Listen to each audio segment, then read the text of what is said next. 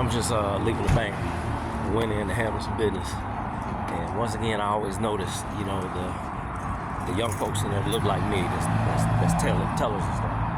So the one to help me, we had an interesting conversation because he looked at what I had on, and he said, man, you FAMU'd out. He said, what's your degree?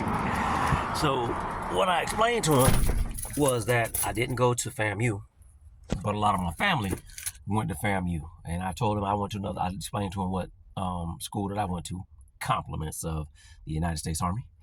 And, he asked me what my degree, I told him what my degree was in. And it was a very pleasant conversation. And I said all that to say this. Once again, man, we do not give a lot of our young people enough credit for the things that they do. As a young man, probably about 20, maybe 21, had dreads, very neat. And then I looked down the way.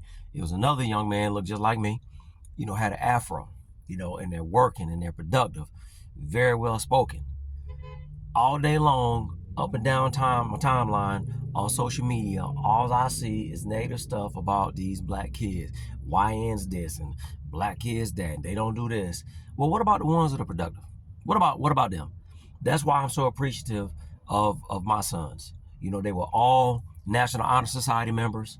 The oldest three, all went to college, graduated, either got master's, bachelor's degrees, and they doing their thing. And my youngest one, and he's on his way, straight A student. I'm just saying, we need to give these young people the credit that they deserve. Stop so much focusing on the ones that's out there that's in the streets doing the wrong thing, and we need to put our energy toward the ones that's doing what's right.